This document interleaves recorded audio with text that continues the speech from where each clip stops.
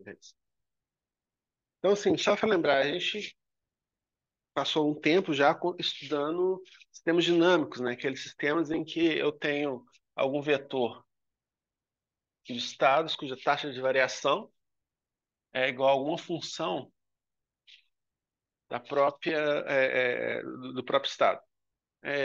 Na física, a gente estuda sistemas hamiltonianos, onde é que justamente isso aqui descreve sistemas hamiltonianos para umas funções específicas que podem ser obtidas a partir de derivadas parciais da hamiltoniana. A gente viu que para uns casos como oscilador harmônico amortecido, pêndulo, linearizado ou não, a gente pode escrever as equações de Hamilton e usar as mesmas técnicas que a gente usou para sistemas dinâmicos, que tem todo aquele rico comportamento de pontos atrativos, ciclos limites, atratores estranhos e tudo mais. E a técnica que a gente usou para fazer isso é encontrar os pontos fixos, né? Encontrar os pontos fixos e linearizar os pontos fixos mais uma perturbação. E isso me diz qual é o comportamento do sistema próximo aos pontos fixos. E no final das contas, se eu encontro os atratores do sistema, eu não vou ser, mesmo que eu não seja capaz de calcular detalhadamente, de forma analítica, o comportamento do sistema para qualquer condição inicial, eu sei que eventualmente ele vai ser traído por algum dos atratores. Então eu posso olhar qualitativamente qual é a dinâmica do meu sistema. E de fato, como em muitos sistemas o que me interessa é o comportamento assintótico, eu só preciso saber quais são os atratores, porque eu sei que é para lá que o meu sistema está indo. E um sistema, se ele for compacto, se ele estiver limitado no espaço paramétrico, ele vai ser atraído por algum atrator, ou então ele vai explodir. Sistemas que explodem, tipicamente a gente lida com eles regularizando de forma a colocar algum tipo de parâmetro que cria um atrator matemático no sistema. A gente viu também que tem maneiras de lidar com sistemas que não têm atratores tradicionais, como é o caso do modelo de zumbi, para três populações, lembra? A gente viu que a gente pode usar simplesmente a geometria das soluções e o fato de o modelo ter quantidades conservadas para entender que eu tenho dois tipos de tratores, um plano trator e uma reta tratora, e em qual dos casos físicos, quer dizer, para números positivos de população, um ou outro vai, ou trator não, fixos, um ou outro vai ser atrator. A gente consegue classificar, então, as várias situações, os vários filmes de zumbi, em termos do fato de eu ter extermínio dos zumbis, a morte da humanidade, algum tipo de coexistência para condições iniciais benignas ou não, ou para escolhas de parâmetros benignos ou não. Então, assim, dá para fazer toda uma tipologia de destinos eventuais da humanidade e dos zumbis, usando mera geometria. Interessante que eu quase não tenho que usar cálculo naquela definição. Para os nossos propósitos, esse tipo de análise é extremamente poderosa. E é um tipo de análise que a gente vai ver bem brevemente, porque modelos de reação e de fusão não fazem parte desse método, mas eu quero pelo menos mencionar ele, para estudar coisas que vão um pouco além desses modelos que a gente pode chamar de campo médio, onde é que tudo que me importa é a população, ou a densidade de população de um certo grupo, e eu não tenho que me preocupar com a distribuição espacial dele.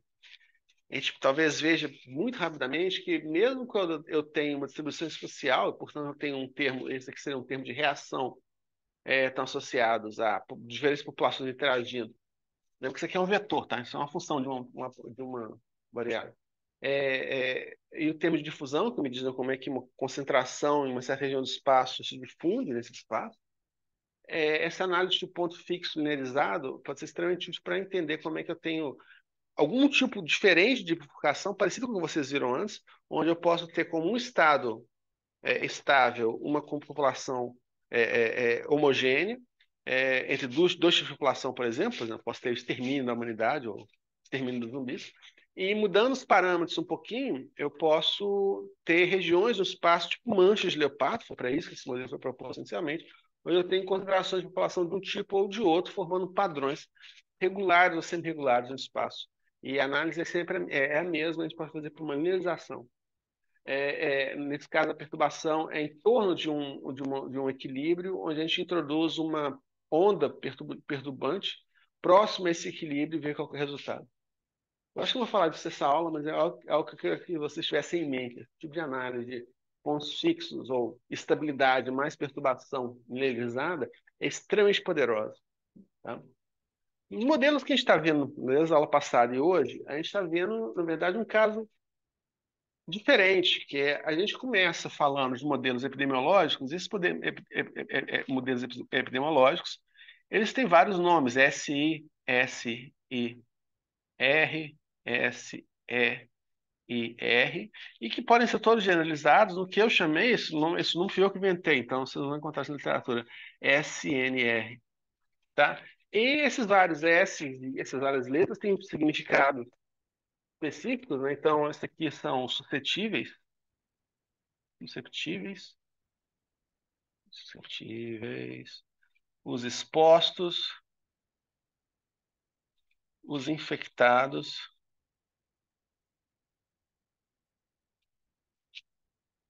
e os recuperados.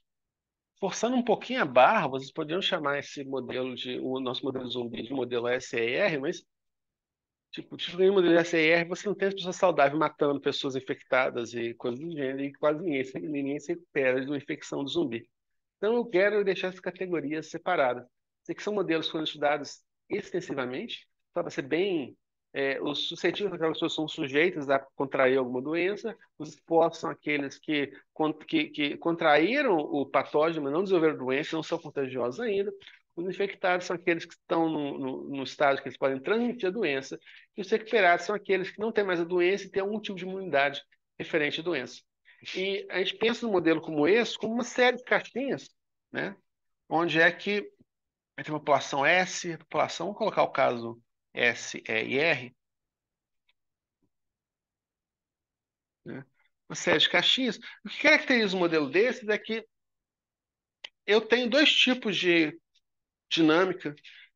Não é uma dinâmica tão rica quanto a dinâmica ecológica que a gente já viu antes, porque a gente viu que dinâmica de interação tipicamente são termos quadráticos. Produtos de duas populações. Igual na química, a taxa de uma reação química com de dois compostos. E na dinâmica epidemiológica, a gente tem dois tipos de interação que são você passar de um estágio para o outro, né? Então, pessoas suscetíveis contraem o vírus, ficam doentes, recuperam. Isso aqui é o tipo mais tradicional. Você pode também imaginar essa alta diferença. A pessoa pode, talvez, pular direto do exposto para o recuperado, se existir algum tratamento, ou se existe uma taxa natural de pessoas que não são suscetíveis, e as pessoas podem perder a imunidade, uma coisa que a gente sabe existe, por exemplo, particularmente no Covid, né? Nesse tipo de modelo aqui, a perda de imunidade é uma perda natural do sistema imunológico, você pode modelar outro tipo de perda de imunidade através de evolução genética do patógeno, que é o que acontece também no Covid, com novas variantes, mas aí, assim, a matemática é um pouco diferente, assim, você pode pensar de várias maneiras diferentes, mas a maneira que eu acho mais natural é imaginar que eu tenho uma cadeia de E e R para cada nova mutação, e você pode imaginar como é que as várias populações não só infectam as pessoas, mas competem entre si. Modelos extremamente ricos, extremamente flexíveis, mas também podem, sim,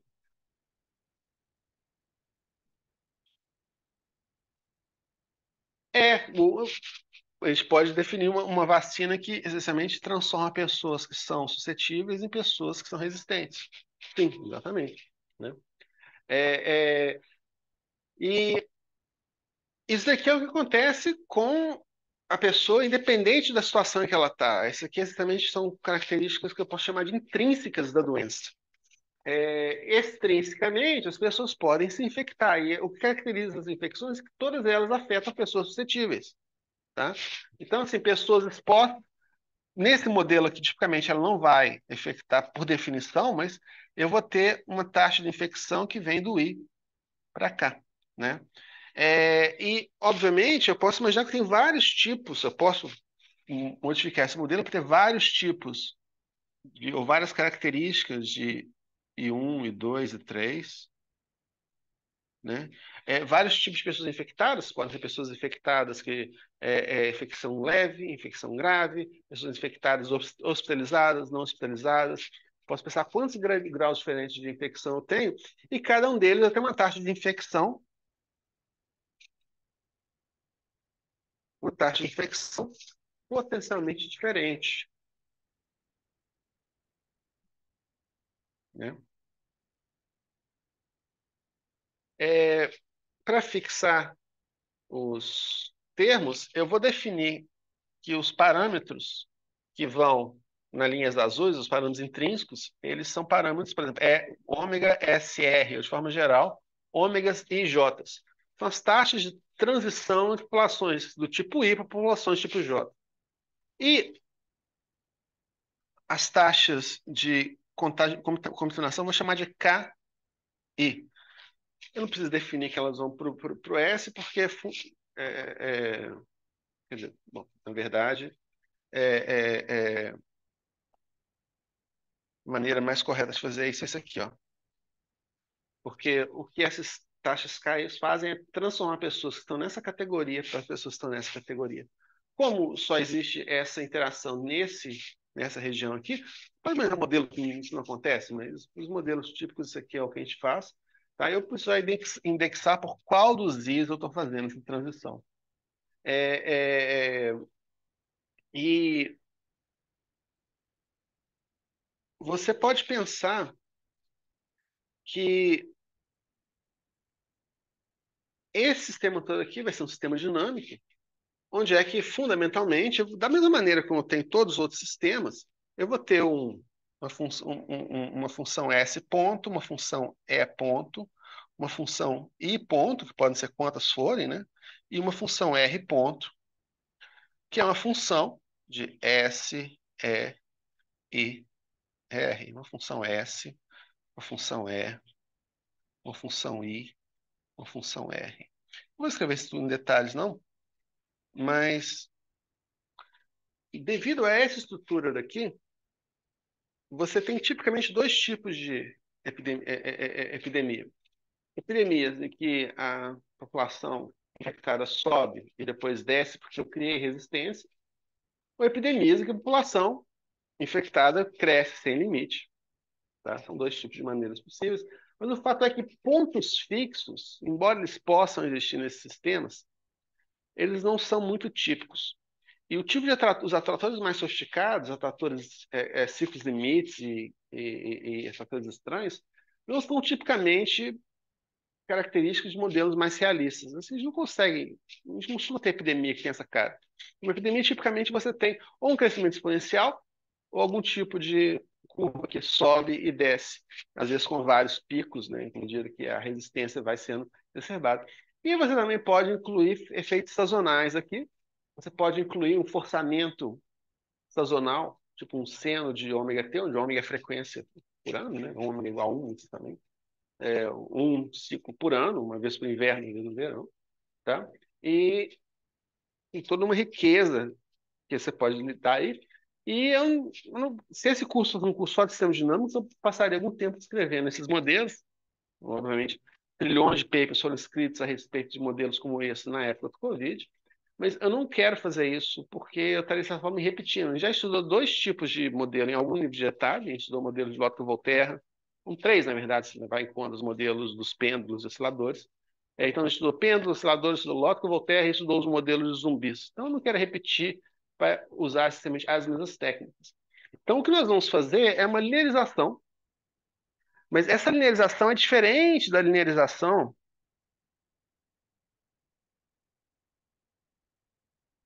que a gente fez anteriormente. Né? Anteriormente, a linearização que a gente fazia é o seguinte: é uma descrição do modelo que é correta, próxima aos pontos fixos. Tá? Então, assim, eu não estou mudando o meu modelo, eu só estou me restringindo onde eu vou verificar matematicamente, eu vou estudar esse modelo. Aqui, a linearização é restringir o modelo a uma classe de epidemias que eu vou chamar de epidemias agudas, que é quando a epidemia acaba de começar. Tipicamente, você tem muito poucas pessoas que são imunes ao ao sistema, ao patógeno, e onde o S é tipicamente muito maior do que todas as outras populações. E quando eu faço isso, eu posso ignorar meus termos quadráticos. Deixa eu escrever bem explicitamente aqui o modelo mais simples que eu posso definir, né? Que é o seguinte: eu tenho uma população suscetível, essa população suscetível começa a adoecer. Ela adoece com a taxa de adoecimento, que desculpa, tô fazendo aqui, assim, é uma taxa de adoecimento que é menos K, posso dizer qualquer, vezes o próprio S, vezes o E. E a população infectada, ela vai ganhar tantas pessoas quanto a população S perdeu, menos as pessoas que são curadas, né? Essas pessoas são curadas com uma taxa ômega, vezes simplesmente o número de pessoas infectadas. E eu posso definir também o número de pessoas recuperadas. Eu não estou pensando que as pessoas vão perder essa imunidade, que é o sinal trocado desse cara daqui. Então, que é simplesmente ômega I. Tá? Nessa aproximação, eu posso tratar meu S como sendo tão maior do que os outros, que o número de pessoas que eu perco no S é proporcionalmente muito pequeno. Então, eu posso tratar o S como aproximadamente fixo. E mais do que isso, eu vou tratar o S como sendo 1. Vou normalizar para a população total. Então, agora, todos os meus números de infectados, recuperados e tudo mais são dados como frações da população total. Tá? Essa linearização não precisa fazer cálculo nem nada. Eu simplesmente ignoro que o S é uma variável e trato ele uma constante. E o que vocês vão notar é que nessa aproximação, se eu sei quanto que vale o I, em função do tempo, todo o resto sai daí, porque K vezes S é constante, ômega é constante. Se eu sei quanto que vale o I, eu posso dizer que meu F de T é igual. Vou colocar isso aqui em cima. S de T, né, vai ser igual a S0, que é 1, E elevado a menos KT. É, é... Não, desculpa. Não, desculpa, tô falando bobagem aqui, gente. Vai ser K vezes a integral de I de T de 0 até T. Quanto que é isso? Eu não sei, mas se eu sei quanto que é de T, eu resolvo. Na maneira análoga, R de T vai ser igual, bom, ao R0 vezes ômega vezes a integral. Não, peraí, tem R0 aqui? Não, não tem R0 escambau, não. É 0 até T de T. Então, nesse modelo, tudo que me importa é calcular I de T, tá? Além disso, o que eu chamei de modelo de SNR? Porque, como tem várias categorias aqui, eu posso incorporar a categoria E nos is. Eu simplesmente digo que o categoria E é igual a zero, tá? E se eu quiser manter uma categoria dessa, simplesmente é um zero onde o meu K0, a taxa com que essas pessoas contaminam pessoas saudáveis, é zero. Tá? Então, eu posso generalizar esse modelo para várias categorias, e agora eu tenho uma relação que vai ser uma relação entre vetores. O vetor, que é a taxa de variação do vetor de todos os i's, uma função do próprio i. Tá? Então, esse é o tipo de modelo que eu quero. Tira uma foto e manda para o grupo. Onde?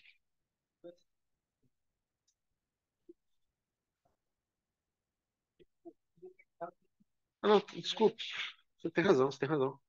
Tem um menos isso. Isso.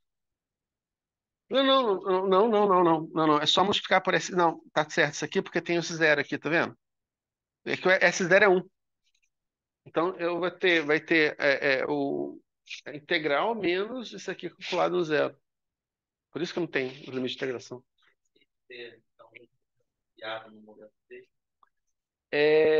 Não, e de ter o número de infectados que existem no momento T. Tá? Então, o I ponto é o número de infectados criados no dia T, ou a taxa de criação de infectados. Tudo bem? Não, aqui ou aqui? Isso aqui é uma equação diferencial, que eu quero obter a solução, tá? Então, do lado esquerdo da equação, eu tenho a taxa de criação de infectados, e do lado direito é uma função do número de infectados. Aqui? É,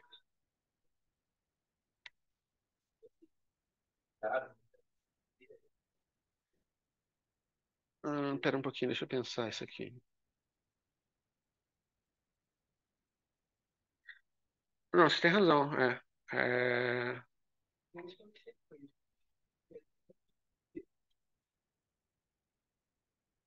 aqui?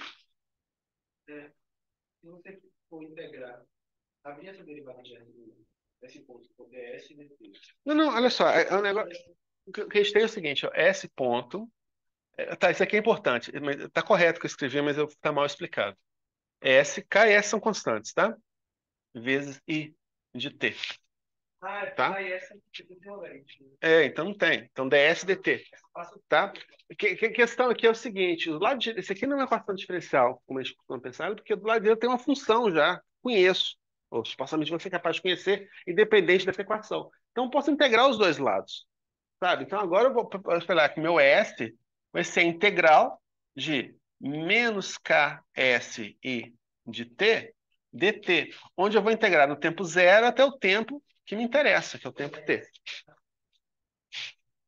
Porque o S é constante na minha aproximação. E, na verdade, eu posso até. O S0 coloquei aqui só para clareza, mas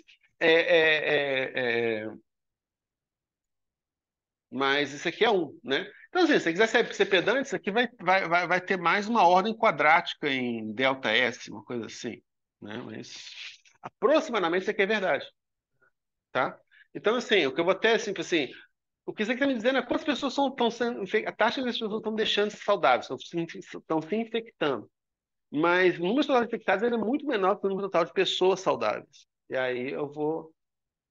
Quer dizer, vamos pensar. Hum, Delta S. Tá? Delta S, tá? E delta S, para que seja verdade, tem que ser muito menor do que S0. Melhor assim, né? Mas olha só. Aham. Pois é. Então agora eu preciso desse menos aqui, né? Não, eu posso deixar o menos aqui, porque o delta S é negativo, né? Vou deixar ele aqui. Mas eu quero. Isso aqui é importante que vem depois, tá? Eu quero que vocês entendam por que eu estou fazendo esse integral em função de I de T, tá? E o que é importante notar aqui é o papel do K, porque o que eu estou fazendo é contabilizando quantas pessoas estão sendo infectadas a cada dia. Vamos imaginar que seja a cada dia, uma taxa de infecções por dia, tá? Então, se no dia 1 eu tenho 10 pessoas infectadas e a taxa de infecção é 1/10, eu vou ganhar um infectado. No dia 2 eu tenho 20 infectados. Eu vou ganhar 2 infectados. No dia 3 eu tenho 300. Eu vou ganhar 30. Então, o que você está me fazendo é contando a cada dia da infecção quantas pessoas são infectadas, tá? Isso pode parecer uma coisa meio tautológica, porque no final das contas, o que você vai estar computando aqui é o número de pessoas total que foram infectadas. Então, esse número aqui vai ser o número de pessoas infectadas menos o número de pessoas curadas, tá? Mas essa noção de que eu posso usar tanto o K quanto o ômega, quando a combinação dos dois, como uma espécie de filtro que vai, dado uma evolução de uma população, e calcular quantas pessoas foram infectadas, ou quantas pessoas foram curadas, ou quantas pessoas passaram pelo processo, é algo que a gente vai usar para deduzir as equações, para deduzir as fórmulas analíticas para o R0 e N0, quer dizer, o número de pessoas que um infectado tipicamente infecta e o tamanho típico de uma infecção quando esse número de pessoas é menor do que um. Quanto é maior do que um, esse número típico é infinito. Tá? E nessa aproximação, a gente tem duas condições. Lembra que a gente tem dois destinos eventuais. Eu tenho uma infecção que eventualmente vai embora, ou uma infecção que cresce exponencialmente. Se ela cresce exponencialmente, eventualmente essa aproximação vai deixar de valer. Tá? Então, tudo que a gente pode dizer é que esse sistema vai sair da fase aguda e para uma fase. Qual que é o oposto de agudo, gente? É igual. Não, não, tem um termo específico. Tipo, tem infecção aguda e infecção. crônica, é igual atacado e varejo, não lembro qual é qual. É, agora você pode tirar uma foto disso, porque agora está correto, né? Mas aquele de baixo aparece também ou você apaga? Qual deles? O lado do S. Deixa eu colocar aqui, então. Aqui é o delta S é igual a isso aqui, né?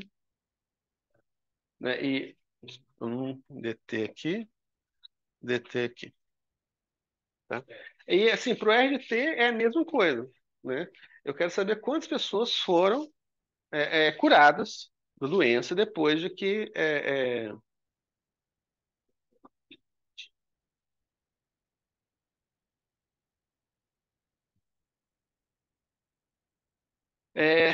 uma coisa que eu não coloquei aqui são pessoas morrendo, né? Eu poderia, se eu quisesse, colocar as pessoas mortas e, assim, como isso não é um modelo de zumbi, eu teria uma taxa em que as pessoas morrem e elas não voltam a ficar saudáveis, muito menos infectadas ou algo assim.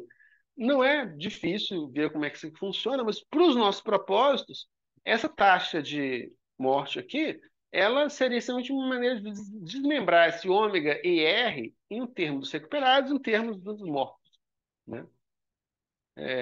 Aquele negócio, né? Quem que falou isso? Foi o Tácito. Só os mortos viram o fim da guerra, né? Então, assim, só os mortos viram o fim da guerra, das guerras, né? A ideia é que guerras continuam. E aí você pode falar que só os mortos viram o fim da epidemia. É, então vamos imaginar como é que nosso modelo fica no caso linearizado. Nesse caso, eu não vou escrever o S ponto e o R ponto, como a gente já viu, eles podem ser obtidos depois, a partir do I. Tudo que eu preciso escrever é uma equação para o I. I ponto é igual a, colocando S zero igual a 1 para tornar a sua vida mais fácil, K menos ômega vezes I. Esse aqui é o modelo mais simples que a gente pode ter, que tem só uma categoria de infectado, não tem pessoas expostas.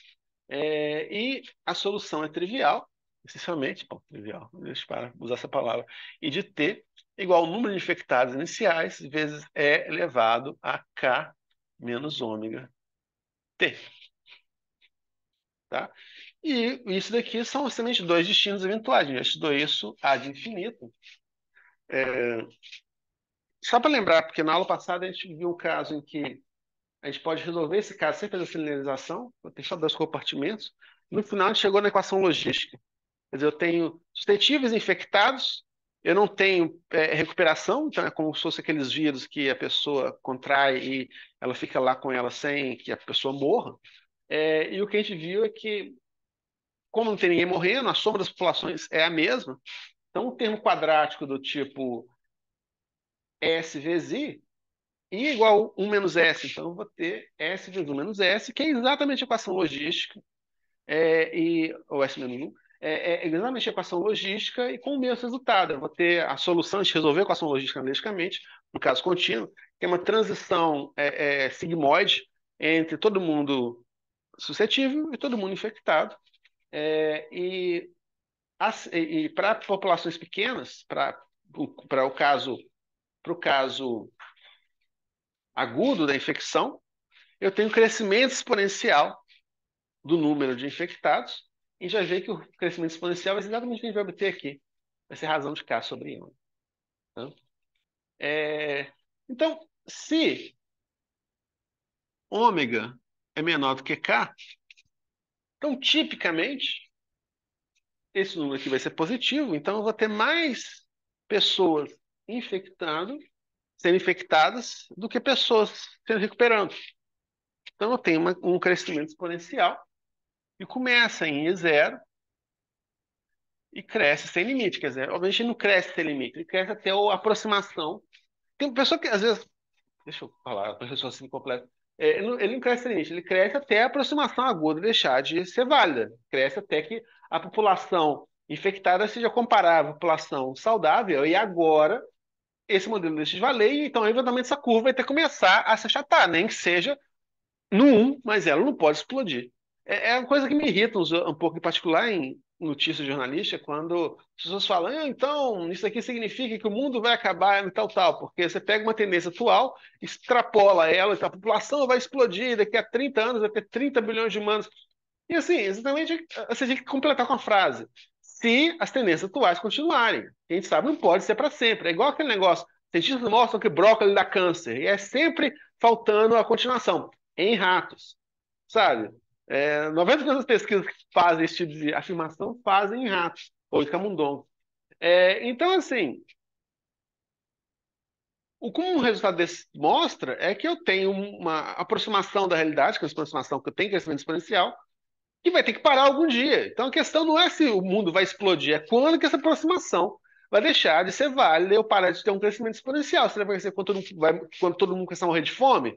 Ou quando todo mundo começar a usar anticoncepcional? Ou quando você tiver alguma situação em que as mulheres podem decidir quantos filhos elas querem ter? Tipo, depende da sociedade que a gente vive. Então não tem esse determinismo, porque aquele negócio, tem uma fórmula matemática que aparentemente descreve o passado, ela tem que descrever o futuro também. Então, tem isso em mente. Informação que não vai. Hã? Não tem termos demográficos, não tem pessoas nascendo, não tem pessoas morrendo de outras causas.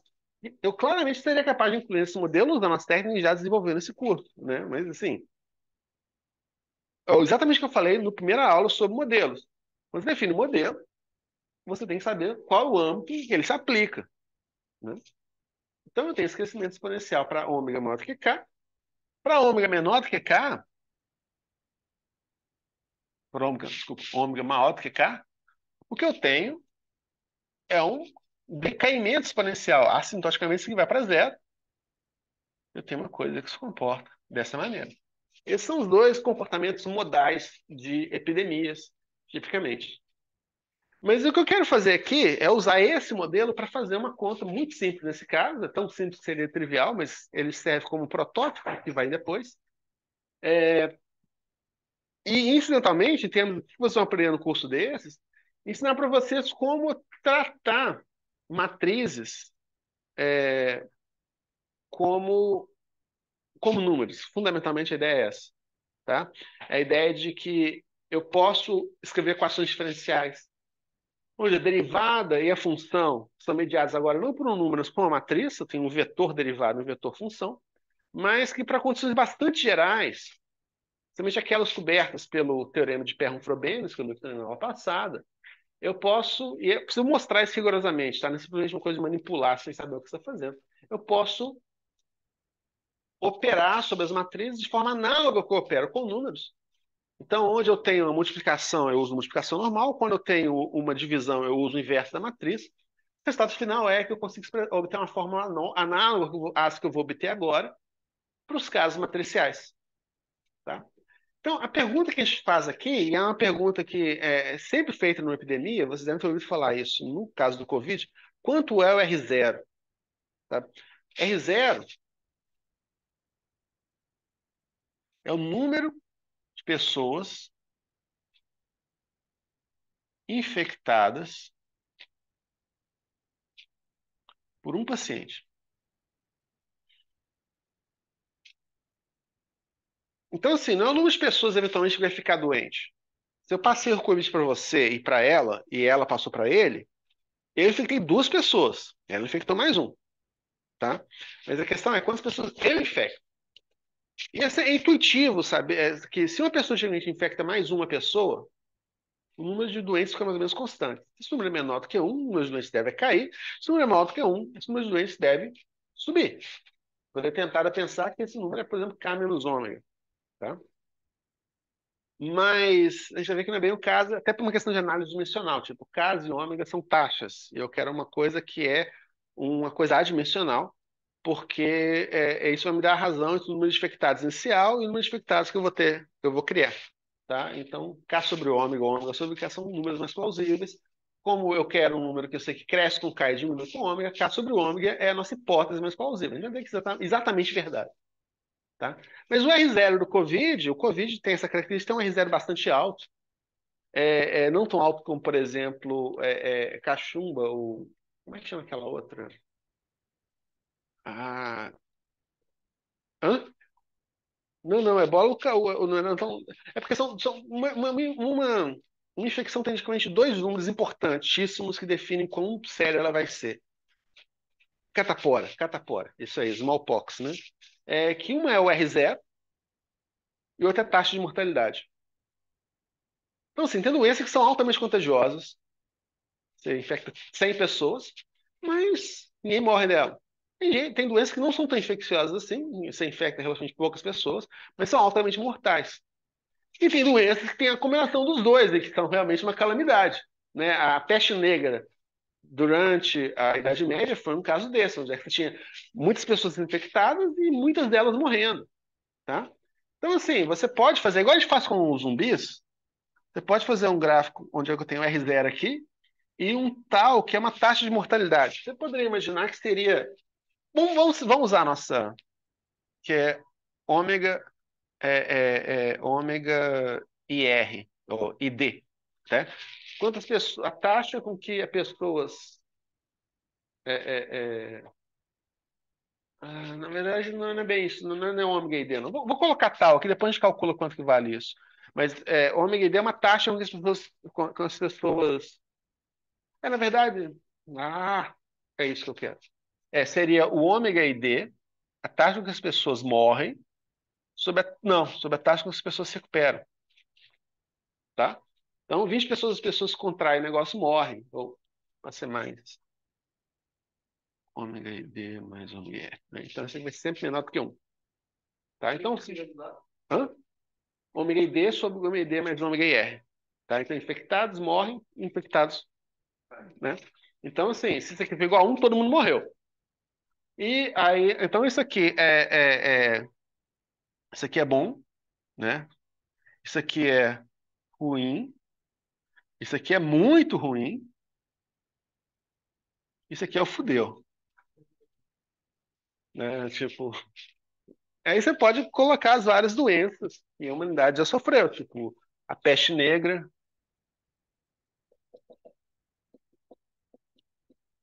a praga de Justiniano, já ouviu falar dela? A praga de Justiniano.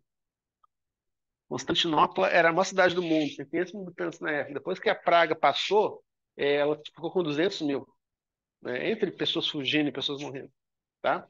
E aí, por exemplo, uma gripe leve costuma estar aqui. O Covid, ele mata bem mais do que gripe, né? Mas também não é peste negra, né? AIDS, uma pessoa com AIDS, a gente não infecta tantas pessoas assim. Eu acho que o R0 da AIDS, na época que ela era mais perigosa, que é as pessoas saberem como é que ela transmitia, é tipo assim, um ponto pouquinho, né? Mas a questão é que na época todo mundo que era infectada morria. Então, eu vou colocar AIDS, e, por exemplo, em 1980, tá? Ebola por aqui. Ela é bem mortal, mas ela não é muito contagiosa. Tanto assim. Ebola. E a AIDS hoje, as pessoas sabem como se prevenir contra a AIDS, então a taxa de transmissão da AIDS não é tão grande. E ela não é tão mortal assim, porque hoje você tem tratamentos efetivos. Então a AIDS não está bom ainda, mas. Pois é. Bom é um termo relativo, né? Mas. Tá? É, hum, aham. Aqui. Não, é a mesma coisa. É só que agora o meu S eu fixei como um. Não, aqui não. Aqui não. Aqui em geral, aqui eu tenho um modelo geral, onde eu não tenho, não é linear. Mas numa aproximação em que as populações todas são muito menores do que S, no caso agudo, eu posso tratar o S como fixo e eu normalizo todas as populações por S. Quer dizer, tudo é dado como fração da população total. Então, isso aqui é uma aproximação na época, enquanto esses números aqui foram menores, muito menores do que um. Depois eu sei que mas a aproximação não vale. Tá? Então, isso daqui é uma coisa que é tratada. Assim, você pode mudar mudando os seus tratamentos. Agora, isso aqui é uma coisa que é mais ou menos intrínseca à doença, a não ser que você faça um lockdown, alguma coisa igualmente drástica. Né? Então a questão é, como é que calcula o R0? Isso é algo que é sempre uma das primeiras coisas que epidemiologicamente a gente tem que fazer numa epidemia. O Covid Vanilla, aquele que veio inicialmente de Wuhan, ele tinha um R0, que se não me engano, da ordem de 4. Aí essa variedade Omicron tinha um R0 da ordem de 12. Então, isso é muito mais transmissível do que o original. Uma coisa que esse modelo pode fazer é exatamente ver como é que diferentes variedades do mesmo vírus competem entre si para gerar para eventualmente calcular qual que é a população infectada. Mas vamos ver como é que a gente calcula o R0 aqui. Para calcular o R0, a gente tem que fazer um truque, que é imaginar o seguinte. Imagina que eu tenho uma pessoa infectada, ou um número de pessoas infectadas que eu vou chamar de I0, tá? E eu quero saber o seguinte: essas pessoas eventualmente vão deixar de ficar infectadas, tá? Elas podem infectar um gazilhão de outras pessoas, mas essas pessoas em si não vão deixar de ficar infectadas. Então, eu vou definir esse zero linha como sendo o número de pessoas inicialmente infectadas no tempo zero que continuam infectadas no tempo t. Então, nesse caso, eu vou ter uma evolução parecida com essa daqui, mas sem o termo K. Eu não estou contando aquelas pessoas que estão sendo infectadas, só aquelas que já estavam infectadas no tempo zero. Então, isso aqui é uma confusão que é sempre decrescente, nesse caso aqui. Isso vai simplesmente é elevado a menos ômega t, vezes, não, e linha de t e linha zero, tá? E aí nós vamos usar aquele truque que a gente usou aqui.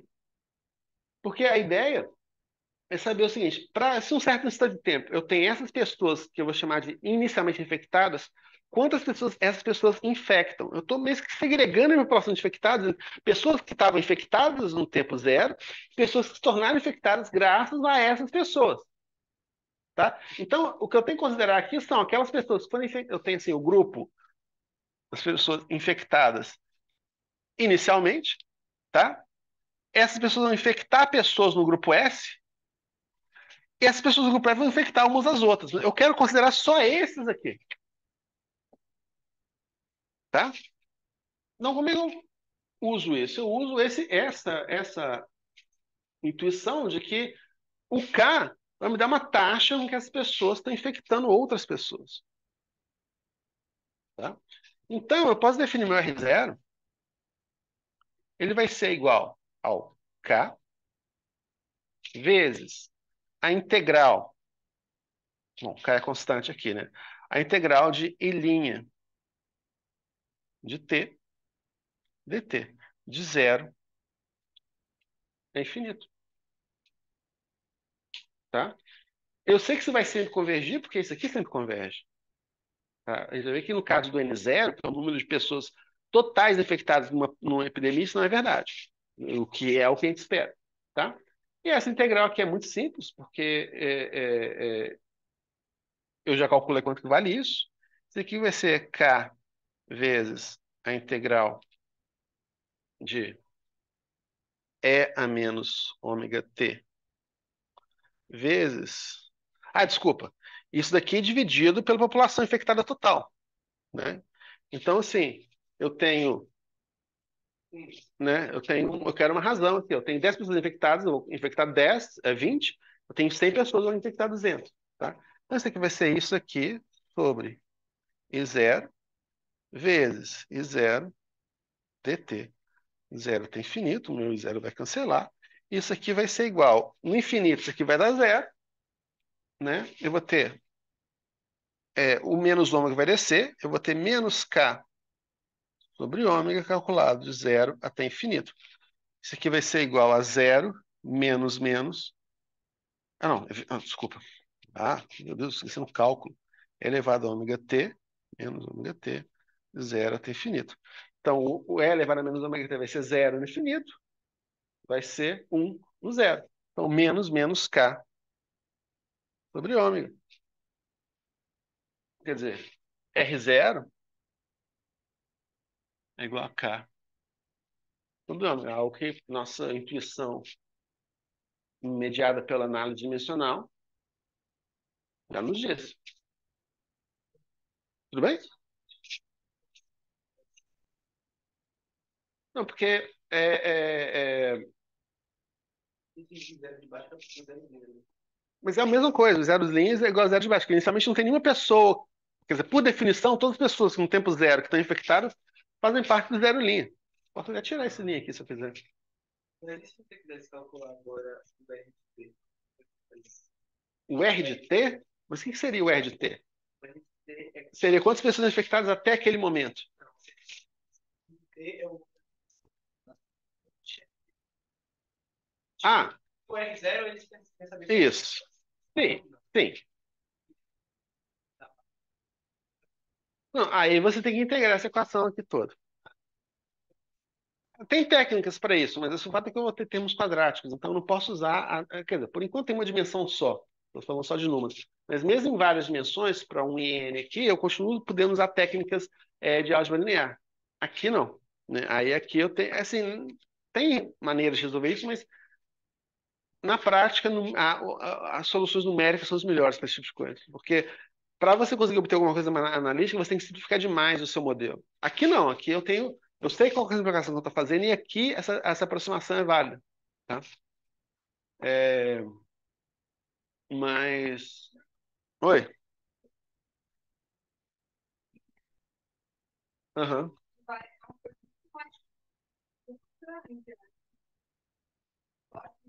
isso,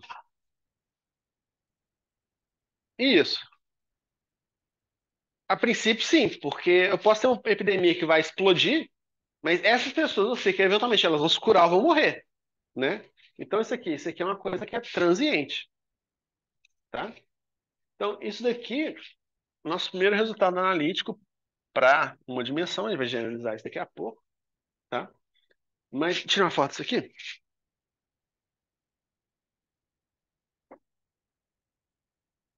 Espera só um segundo, só colocar um i aqui. Vai.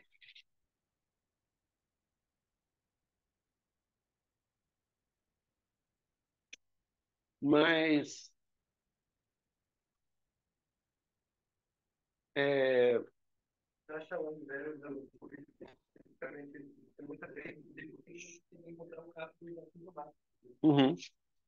Assim, modelar o Covid inicialmente era uma coisa difícil, porque não só isso, mas que era uma coisa que estava mudando o tempo todo, né? Você começava a ter teste, não tinha teste, teste funcionava, teste não funcionava. Então, assim, são coisas que são sutis. Mas eu estou querendo apresentar isso num nível bem abstrato, porque eu quero introduzir técnicas, né? Eu não quero que a gente vá lá salvar pessoas infectadas.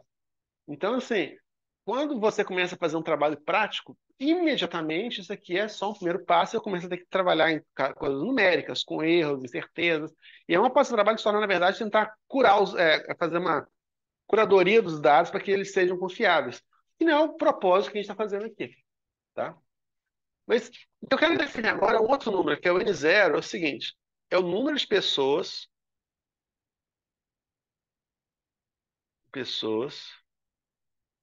infectadas, total, tá? Esse número, claramente, é infinito, ele tende a infinito, no caso em que ômega é menor do que K. Então isso só faz sentido no caso em que ômega é menor do que K. Olha, esse aqui é o caso em que R0 é maior do que 1, esse cara aqui é o caso em que R0 é menor do que 1. Então a gente vai ver uma coisa que claramente tem a cara de R0. Como é que a gente vai calcular esse número? Pode fazer uma coisa que é muito parecida com o que a gente fez antes, que é, inicialmente, saber quantas pessoas têm infectadas. Agora eu não segrego eles pessoas inicialmente infectadas ou não. Quantas pessoas têm infectadas? Quantas pessoas essas pessoas infectadas vão infectar, tá? Então esse número, eu estou aqui excluindo as pessoas inicialmente infectadas. Tipicamente você trata isso como, coloca o número 1, mas você pode colocar qualquer número que você quiser, tá? Então, eu inicialmente vou definir o número de pessoas infectadas e um porção de t. Sabe quanto que é isso? Isso aqui vai ser igual ao próprio zero vezes E elevado a K menos ômega sobre T, tá? E agora eu defino o N0 como sendo a integral de K vezes I de T de 0 até infinito, em dt, sobre I0. Quer dizer, eu estou computando a cada instante de tempo quantas pessoas estão sendo infectadas pela minha doença, ao longo de toda a progressão da doença. E isso daqui, o I0 vai cancelar, vai ser igual a K vezes E elevado a K menos ômega t calculado entre 0 e infinito. E agora, isso claramente diverge. Se K é maior do que ômega, isso aqui é igual a infinito. Se K é menor do que ômega, agora vai ser zero aqui, e eu vou ter K sobre K menos ômega menos, que é igual K sobre ômega menos K. Tá? Isso aqui a gente pode melhorar um pouquinho, lembrando que K sobre ômega é R0. Isso aqui é igual a R0 sobre... Não, eu quero aqui, 1 menos R0. Então, vamos lá, N0, nesse caso, igual a R0 sobre 1 menos R0. Olha que legal. O que isso aqui está me dizendo é que esse número ele é aproximadamente igual a R0 com um R0 bem pequeno. Se cada infectado tipicamente infecta, sei lá, meia pessoa, um décimo de pessoa. Então, esses infectados por essa pessoa vão infectar o número irrisório de outras pessoas. Se infecta um décimo, aquela pessoa, aquele um décimo de pessoa vai infectar um centésimo. Tá? Então, o N0 é aproximadamente igual a R0 para R0 pequeno. Mas à medida que o R0 cresce, se aproxima de 1, isso aqui diverge. Para R0 igual a 1, isso aqui começa a explodir. Então, como a gente incluiu, o R0 me define a condição da epidemia explodir ou eventualmente colapsar, e ela diverge para valores exatamente no 1. Então, o que eu tenho aqui? Eu posso desenhar aqui meu N0 em função da R0, e eu vou fazer uma coisa que a gente já fez antes, que é, eu vou desenhar uma reta diagonal aqui. Isso aqui claramente é sempre maior do que R0, tá? Porque esse número de denominador aqui é menor do que 1. O R0 igual a 1 é o ponto que esse troço explode. Então tem uma coisa que é aproximadamente linear aqui, e aqui ela explode, tá? Esse tipo de coisa pode ser particularmente útil se você tem uma estimativa do R0, por exemplo, você consegue calcular quanto que vale o seu N0. Mas se você não tem uma estimativa do R0, mas tem, por exemplo, uma distribuição do tamanho das infecções, imagina que tem gente, situação igual a gente tinha no começo de 2020. O foco da epidemia estava na China e, ocasionalmente, pessoas que vinham da China assintomáticas pousavam em algum lugar e criavam um foco de infecção. Tá? Tem vários problemas com essa minha análise de campo médico, eu vou falar daqui a pouquinho, mas vamos supor que seja um bom modelo para isso. Se eu tivesse medidas profiláticas boas na época, de modo que essas infecções não explodissem assintoticamente, sem limite, eu poderia calcular quantas pessoas são infectadas por cada foco. E calculando a média desse número, eu posso saber, invertendo essa função, quanto que vale o meu R0. Né? Vamos fazer isso aqui agora. Quanto que vale a reserva? Se eu sei N0, quanto que vale a reserva?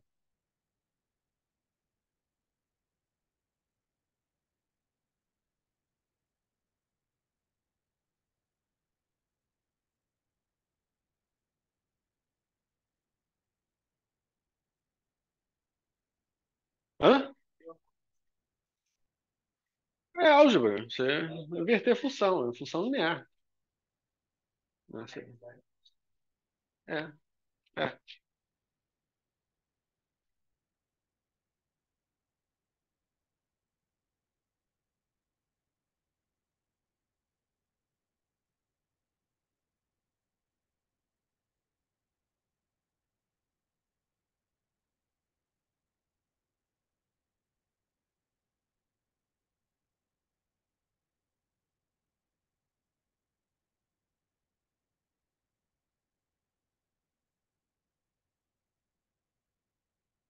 Tipo, já sabe que isso daqui deve ser N0 vezes alguma coisa. Porque valores pequenos têm que ser lineares um com o outro.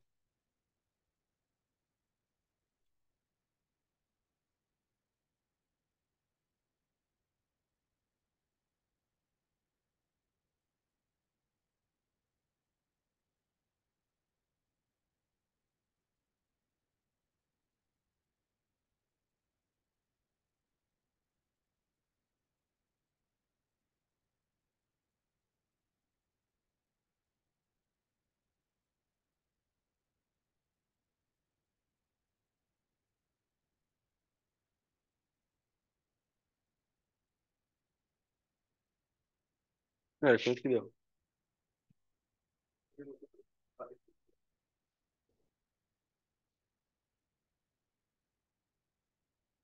Exatamente, um mais n0. Isso aqui é regularmente genérico. Quer dizer, você encontra esse tipo de fórmula muito na física. Quando você vai estudar, por exemplo, férmions, tá? E você quer inverter, dá sempre isso aqui. Então, assim, se eu sei quanto que vale o N0, eu consigo calcular o meu R0 sem medir isso diretamente. Mas tem outra coisa que pode ser útil também.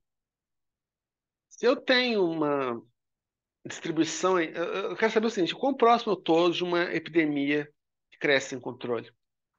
Tá? E se você tiver uma distribuição de N zeros, você vai ter uma distribuição concomitante de R0. E se você tem uma distribuição de R0 que está aproximando do 1, você tem uma situação que eventualmente pode fugir do controle. Então, assim, isso aqui é uma maneira de você fazer uma espécie de vigilância, de fazer vigilância epidemiológica e tentar entender quão próximo você está de perder o controle da sua epidemia, antes que isso aconteça, tá? É, Obviamente, isso aqui é um caso muito simples, de uma dimensão só, mas tem uma outra complicação que é o seguinte, algo que o Matheus já mencionou algumas vezes, que é o fato de que esse tipo de modelo é determinístico, ele não leva em conta o fato de que, tipo, não é que todo mundo, se o R0 é igual a meio, não quer dizer que eu infecto exatamente meia pessoa. E no Covid isso era muito comum, você via pessoas que infectavam, não para as pessoas infectavam 0 pessoas, e algumas pessoas infectavam 100 ou 200. A distribuição de números infectados não é uma gaussiana centrada, bonitinha naquele valor. Tá? O fato, assim, é uma questão matemática se essa distribuição realmente tem uma média bem definida. Assim, tem funções que, quando eu sampleio ela por um número finito de vezes, eu tenho sempre uma média bem definida por construção, mas a função de onde eu estou tirando, amostrando esses valores, pode não ter uma média bem definida. Tá? Isso acontece, é uma coisa que aquele Taleb fala muito, né? Eu tenho eventos que são raros, mas menos raros do que uma intuição gaussiana que sugeririam. E esses eventos raros, as catástrofes, são que, na verdade, são o que gera uma dinâmica. Sim,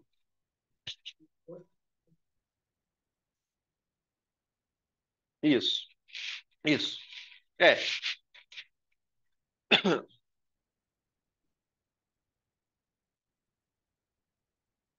você teria só que. Mas separa.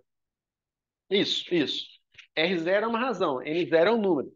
Então, R0 não muda, mas o N0 seria isso vezes o S0. Né? Se eu quiser ser bem preciso, vezes S0. Entendeu? Ele me dá a fração da população que vai ser infectada. Não, peraí, isso aqui está errado. Peraí, isso está errado. Porque isso não pode ser verdade. Porque esse número aqui não pode ser maior do que esse zero. Esse número aqui é maior do que esse zero.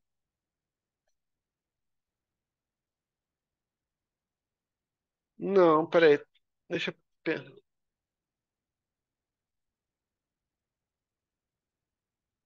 Não, não, não, o N0 não importa aqui, porque o N0 é isso aqui vezes zero. Bom, tá. É, esse aqui, eu não devia existir esse zero aqui, porque no final das contas eu quero saber em função do número de pessoas infectadas, né? É isso, tá? Desculpa, tô falando. Se eu quero que seja um número, eu não posso normalizar por zero. Então, assim, o número de pessoas infectadas por infecção com tamanho zero é isso aqui, tá? É isso que eu quero dizer. Então, esse número pode ser tão grande quanto eu queira. Quando o CR0 for 0,9, por exemplo, tá? Esse número aqui vai ser aproximadamente 10. Então, uma infecção vai infectar na ordem de 10 vezes mais do que as pessoas infectadas inicialmente. Obviamente, eu vou tipicamente colocar o zero como um, quer dizer, quantas pessoas são infectadas uma infecção produzida por uma pessoa, por um paciente, tá? Mas, fundamentalmente, se eu quero que seja dimensão... Então, assim, o S0 não entra aí, não.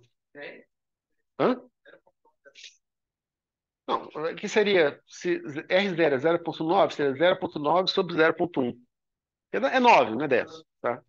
É 9 pessoas, né? Se fosse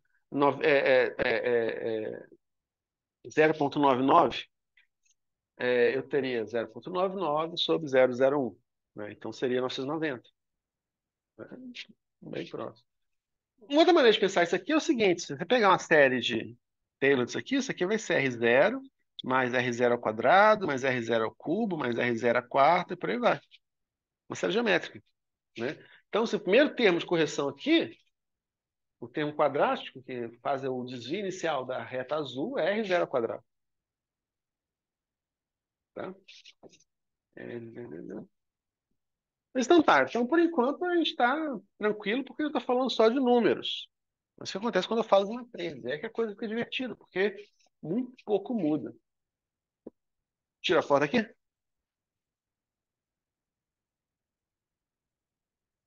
vamos pensar o que acontece agora se eu tenho.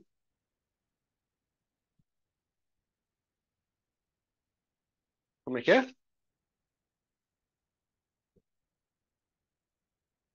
Eu posso falar isso aqui, n0 sobre zero. Isso. É porque aí eu tenho duas coisas que são adimensionais.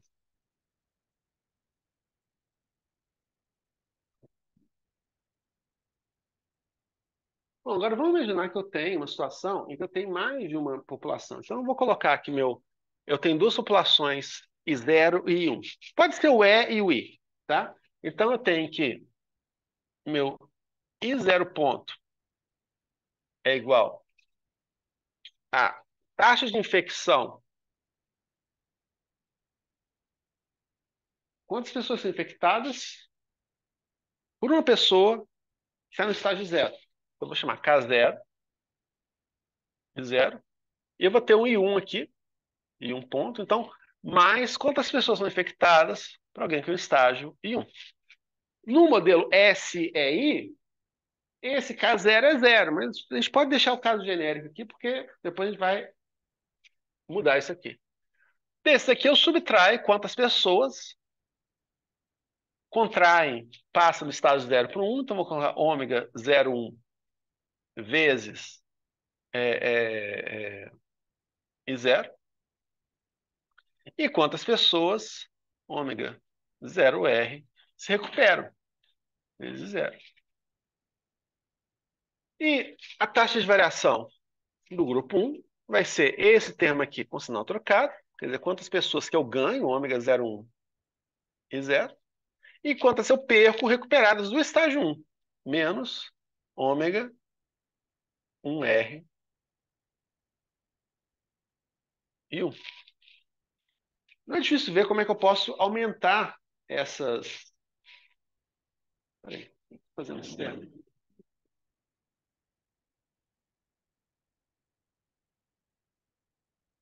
eu colocar isso aqui.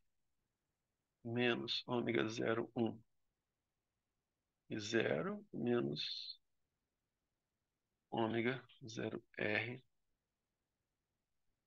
Não, deixa eu ver. Mas é o seguinte. Eu vou ignorar isso aqui.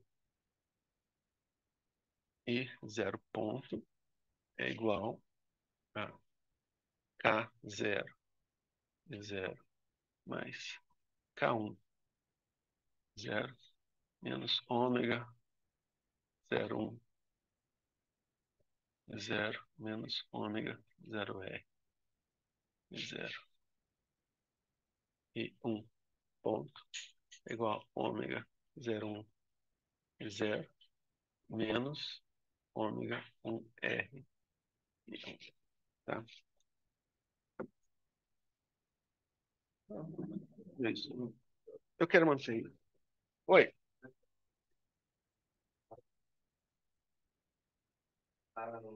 Fala. Selecionou depois do zero ali, né? Zero. Uhum. Embaixo, né? Zero. Multiplicação. Aqui? Aqui não. Porque o R0, o R0 é adimensional. Tá? Ele me diz quer dizer, um número dividido por outro número. Número de infectados dado o número inicial. Esse aqui é o número total. Tá? Assim, o número mais útil para a gente é N0 sobre zero.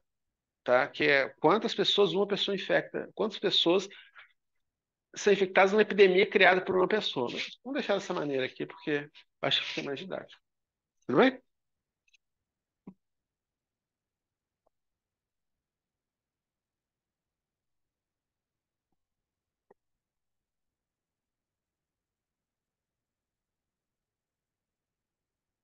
Então, nesse modelo aqui, a coisa ficou um pouquinho mais complexa, mas nem tanto, porque eu posso sempre escrever dessa forma. O vetor I0 e 1 ponto é igual a matriz. Eu tenho que ver aqui quais são os termos. Não, peraí, eu estou falando bobagem aqui. Aqui é I1, né? Pessoas com infectadas. Então aqui eu vou ter. Deixa eu colocar K0, 0 aqui, menos ômega 0,1, menos ômega 0R. Aqui eu vou colocar em azul, K1. Vou colocar os Ks em azuis. 0, 0R. Aí aqui eu vou ter esse aqui trocado. Ômega, não, em preto só. Ômega, ômega 0,1. E aqui eu vou ter menos ômega 1R.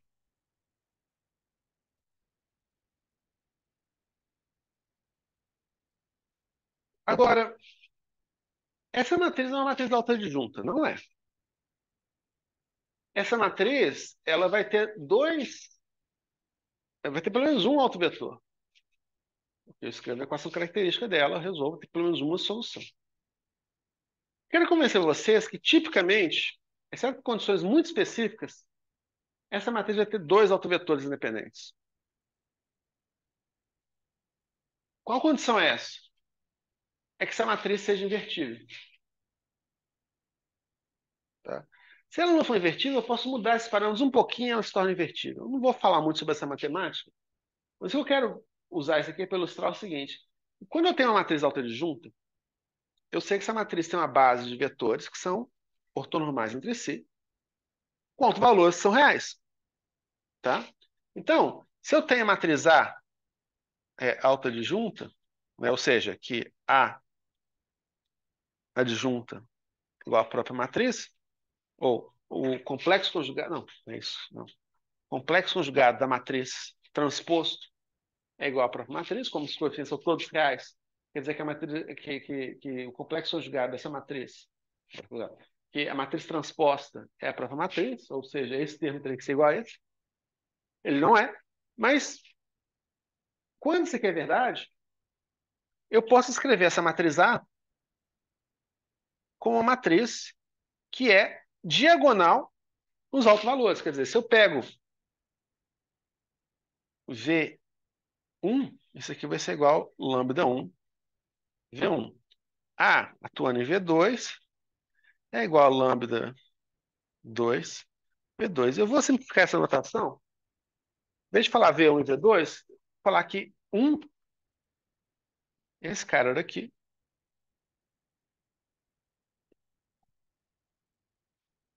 2, 1, 2. Quer dizer, a matriz atuando sobre, o operador atuando sobre o segundo vetor da base é igual ao segundo autovalor vezes o próprio vetor da base, de forma geral.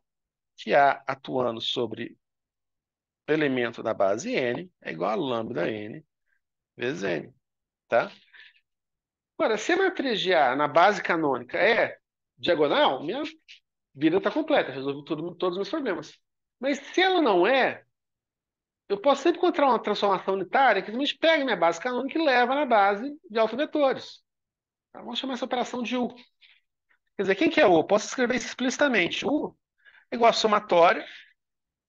É, não, eu devia ter usado V1, V2, V3.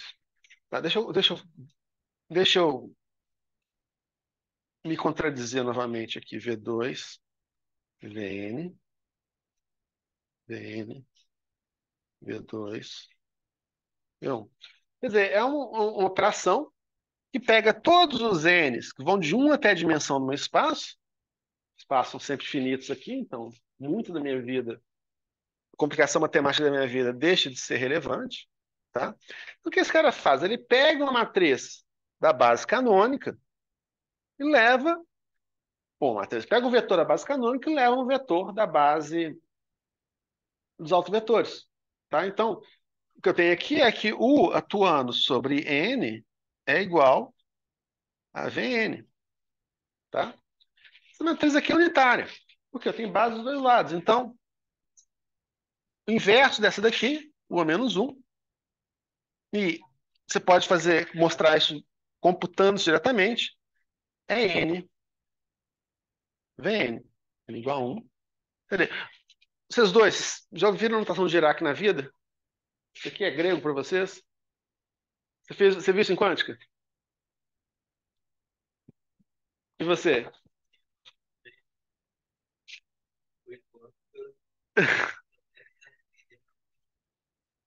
Olha só, bem rapidamente, porque isso é muito essencial para a gente. Isso aqui é um vetor, que a gente pode chamar de um vetor coluna. Isso aqui é uma matriz. O operador que atua sobre um vetor coluna leva outro vetor coluna. Então, assim, você pega uma matriz, o explico por um vetor coluna, e vamos supor que as matrizes são todas quadradas aqui, tá? Tem outro vetor coluna, tá? Esse cara daqui é um vetor linha. Então, o vetor linha, vetor coluna, quando eu faço isso, A e B, isso aqui é o produto escalar do vetor A com o vetor B, tá? E como físicos têm o senso de humor doentio, esse cara aqui a gente chama de Bra, esse cara aqui a gente chama de cat, porque junto eles formam um bracket. Tadã? Tá? Então esse é o senso de humor do Dirac. Então, o que essa notação te faz é encapsular toda a mecânica das operações de produtos matriciais. Quer dizer, ela faz a conta por você. Quando eu tenho a parte, digamos, a parte reta de um Brian Cash, ou de qualquer coisa que tenha uma parte reta, encostando, eu tenho um produto matricial. Né? Um produto matricial de uma matriz linha para matriz coluna é um número, é um escalar. Tá? Mas quando eu tenho uma coisa assim, um A vezes isso aqui, o A é, implicitamente alguma coisa que é como se fosse uma proteína que tem sítio ativo, sabe? Uma enzima, que ela pode pegar uma proteína e fazer alguma coisa com ela. Tá? É, essas barrinhas são os sítios ativos dos meus vários objetos. Então, assim, esse bracket aqui, juntos, eles formam um produto escalar. Esse cara junto tem um número, ele não tem sítios ativos. Não posso manipular ele. Agora, um vetor, esse cara daqui, ele tem o sítio ativo à esquerda. É um vetor coluna, eu posso fazer um produto com alguma coisa pela esquerda. Esse cara daqui tem o sítio ativo à direita. Ele é um vetor linha, eu posso fazer um produto com um vetor coluna à direita. Tá? E esse cara daqui tem iniciativa à direita e à esquerda. Eu posso fazer produtos com vetores à direita ou vetores à esquerda. Ou seja, isso aqui é uma matriz. Tá? E que matriz é essa? Você faz graficamente. Se eu pego esse cara aqui atuando sobre um vetor, tá? Se eu tenho esse vetor aqui, A, B, eu faço ele atuar sobre o vetor C, eu tenho um número, produto escalar de B com C, vezes o vetor A. Tá? Isso aqui é um novo vetor. Peguei uma matriz, essa matriz AB, e atuei sobre o vetor C. Então, essa é a mágica toda. É assim que a mágica acontece. Isso aqui vira um escalar vezes um vetor, que é um vetor. Tá, pô? Então, assim, quando você fez essa mágica aqui, você agora tem só um sítio ativo à esquerda, ou seja, isso caracteriza um vetor coluna. se ativa à direita, um vetor linha. Se ativa à esquerda, à direita, é uma matriz. Nenhum se ativa, um escalar. Tá? Tá vendo? Quântica em 15 minutos. É, mas aí o legal de escrever dessa forma é que uma matriz unitária é uma matriz que preserva ângulos e comprimentos. Tá? Matriz diagonal é um caso trivial, mas uma matriz que seja antidiagonal, uma matriz que seja, por exemplo, 1 e menos 1, o que essa matriz faz? Ela troca x por y. Então, qualquer comprimento permanece, qualquer ângulo permanece. Tá? Isso é uma matriz unitária. O que ela faz? Ela pega, então, você pode pensar que ela preserva ângulo e comprimentos, quer dizer que se eu tenho dois vetores que são perpendiculares entre si, tem comprimento 1, você levar em dois vetores que são perpendiculares entre si e permanece um comprimento 1. Eu pego uma base e levo em outra base. Então, se eu pego os vários vetores n, onde n igual a 1, 2, 3, 4, 5, 6, são os vetores de base mesmo, 1, 0, 0, 0, 0, 1, 0, 0, 0, 0, 1 e por aí vai. E os vetores Vn, que são outra base, são a base dos autovetores do operador A. Esse operador pega vetores, um vetor de n e leva no vetor Vn. Então, pega o primeiro vetor da base canônica e leva o primeiro vetor da base dos autovetores. Pega o segundo, leva no segundo. Pega o terceiro, leva no terceiro.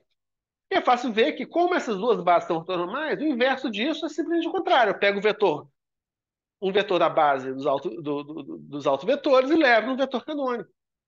Só operar esse cara por esse.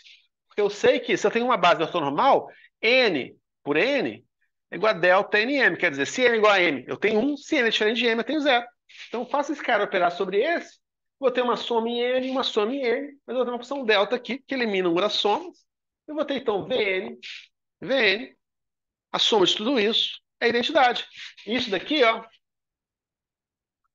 essa somatória n, onde n é igual a 1 até a dimensão, isso aqui é a matriz de identidade, porque ele pega qualquer vetor e leva nele mesmo.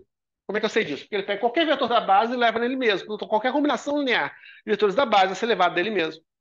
E isso aqui você lê explicitamente a identidade aqui. Quer dizer, você vê como, olhando aqui para cá, eu coloco o vetor, a linha, aqui eu coloco coluna, vê se vai ser 1, 1, 1, 1 e 0 aqui, 0 aqui. Tá? Por que eu estou fazendo essa logorreia toda?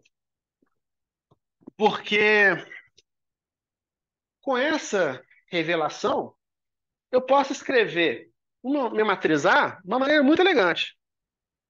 Essa matriz A vai ser... Imagina que eu falo duas línguas, sei lá, português e Swahili. Tá? E aí você me escreve um texto em Swahili. Tá? Mas eu só sei falar português.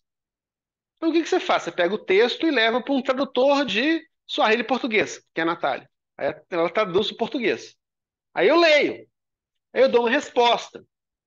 Só que você não fala português, então tem que levar para um tradutor português Swahili, que é ele, que é o inverso da Natália. Aí ele vai e traduz para Swahili e leva para você de volta. Então, o que eu estou dizendo aqui é o seguinte: em autovetores, na base do autovetor, essa matriz é diagonal. Ela é lambda 1, lambda 2, lambda d. Então, se eu te dou um vetor que está em canoniquês, primeiro você traduz para autovetorês. Você multiplica por U. Aí você pega o vetor traduzido e opera o operador diagonal nele. Agora você traduz de volta para canoniquês. Como é que eu faço isso? Operação inversa. U é menos 1. Tá? Agora, por que isso é bonito? Porque isso me permite exponenciar matrizes. Quando eu falar algo do tipo E elevado a A, tipicamente isso é ensinado para vocês como expande essa série de Taylor e coloque isso com som de produtos de matrizes. Mas não é mais elegante se A for matriz unitária ou matriz alta adjunta, ou de forma geral uma matriz genérica que não seja muito patológica. Que é o seguinte, eu não sei exponenciar uma matriz, não sei exponenciar números. Se eu quero saber quanto que essa matriz E elevado a A, ela vai ser atuando sobre o vetor V, o V1, o vetor de base, tá? Olha, se eu pegar toda a série de Taylor, eu vou ver claramente que toda hora que eu tiver um A atuando sobre V1, eu vou ter um lambda 1. Então, isso aqui vai ser igual a E elevado a lambda 1 vezes V1. Ou, de forma geral, se eu quero atuar sobre o VI, Então, sobre os autovetores, a atuação dessa matriz é igual a uma atuação, matriz exponencial de uma matriz, exponenciação do outro valor. Eu sei que qualquer vetor é uma combinação linear dos autovetores. Eles formam uma base, não necessariamente ortonormal. Tá? Então, o que eu tenho que fazer é traduzir um vetor arbitrário em autovetores, e aí eu tenho aquela coisa bonitinha ali. Então, eu posso dizer que. Deixa eu escrever isso aqui, porque eu vou apagar aquilo eventualmente. Então, deixa eu apagar aquilo ali, porque eventualmente eu vou tirar uma foto do quadro. E eu não quero que seja uma coisa muito bagunçada. Então, o que eu quero dizer no final das contas é que. Escrevi em azul. É que E elevado a A é igual a U a menos 1, E elevado a lambda 1, E elevado a lambda 2, E elevado a lambda N vezes U. Tá? Então, se eu tenho uma equação desse tipo aqui, quer dizer, faltou o I aqui, né? 0, I. Pode ser expresso como sendo o vetor I ponto é igual a matriz, vou chamar de M vezes matriz I. Se M fosse o número, a solução seria igualzinha à solução que a gente teve anteriormente, né? I vetor de T é igual a E elevado a M vezes T. M vezes T é uma matriz, onde eu pego todos os coeficientes da matriz E, multiplico por T, então nenhum grande mistério aí, vezes zero. Nota que eu só mudei a ordem nesse caso aqui, porque eu quero que a matriz E elevada a MT atue sobre zero. Tá? E isso é tudo que eu preciso fazer. Porque agora, se eu sei que isso aqui é uma solução formal, eu posso extrair daí os valores que eu quero, extraindo os componentes da matriz que me interessam. Como é que eu faço isso? Ora, eu sei, por exemplo, que a minha infecção inicial são pessoas que estão no primeiro estágio da infecção. Então, tipo 1, 0, 0, 0. O vetor 1, 0, 0, 0, 0 faz uma matriz. Ele seleciona a primeira linha. E eu sei que quando eu infecciono as pessoas, eu infecciono elas também no primeiro estágio. Eu só quero saber quantas pessoas são infectadas. Tem que pegar a primeira coluna também. Então, a primeira linha, o elemento, a primeira linha, a primeira coluna dessa matriz aqui, vai me dar a informação que eu quero. Eu vou escrever isso de forma explícita daqui a pouco. Só para dar um exemplo, porque vocês estão fazendo física ou próximo o suficiente para que Targaryens, para que seja razoável dizer isso, é, só para dar um exemplo. Imagine que eu tenho um movimento circular uniforme, tá? Esse cara está fazendo uma volta aqui, uma frequência angular ômega, tá? Eu posso escrever equações para isso. Eu posso falar que x é igual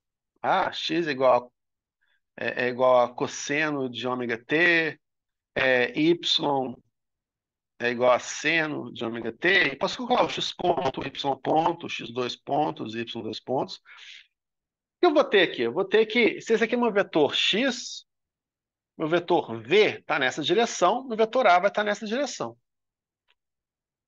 tá? Mas uma maneira de escrever isso, vamos escrever o x ponto dessa forma. Isso aqui vai ser igual a menos ômega seno de ômega t. Isso aqui vai ser igual a ômega cosseno de ômega t. Olha que eu fiz aqui. Parece que eu troquei um com o outro. E tinha y foi para menos x, o que foi x foi para y. Posso escrever dessa forma. Ó. Xy ponto é igual a matriz, igual ômega, vezes uma matriz, 0, 0, menos 1. X, t. Ninguém reconhece esse cara aqui? Mas a gente fala por quê? Porque ela é o gerador das rotações no espaço de duas dimensões. Isso funciona para spin meio e funciona para uma porcaria no movimento circular uniforme. E a solução desse cara daqui, se eu chamo essa matriz de sigma, x de t é igual a E elevado a sigma t. Tá? E se você fizer essa conta, literalmente faça essa conta, vocês vão ver que isso daqui é vezes x de zero. Que essa matriz aqui é cosseno de ômega t, seno de ômega t, menos seno de ômega t, cosseno de ômega t. Literalmente isso que você faz. Já resolveu essa conta de outra maneira, mas no final das contas, a exponenciação do gerador te dá a solução. A gente fez física quântica em 15 minutos, isso aqui é grupo de Lie em 2 minutos.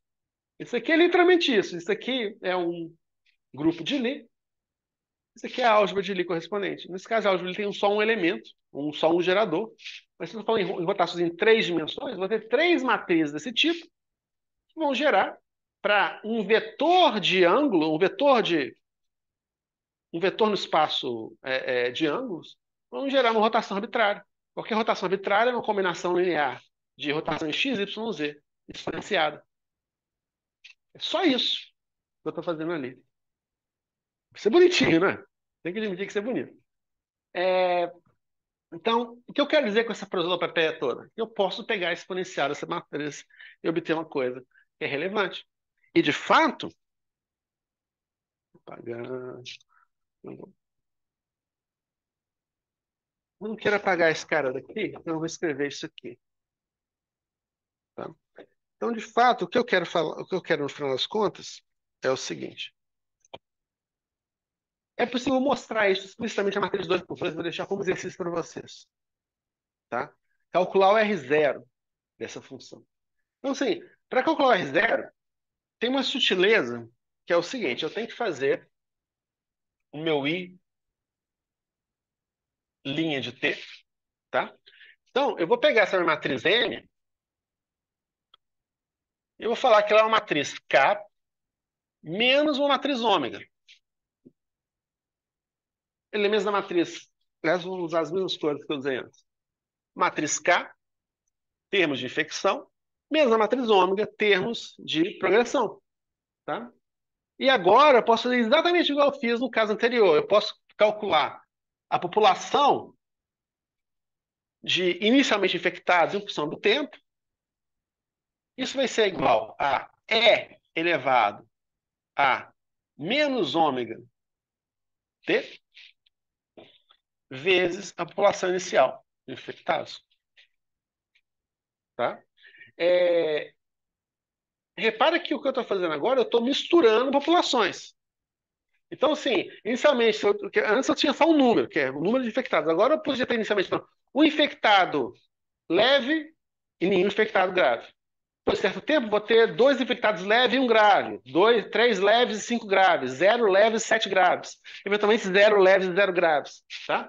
Eu vou ter agora uma família de populações. Vou ter I0, I1, IN, e tipicamente os gráficos que eu vou ter vai ser o seguinte: eu começo com uma população que começa assim, ela cresce, ela cai, quer dizer, o número de infectados no primeiro estágio vai cair.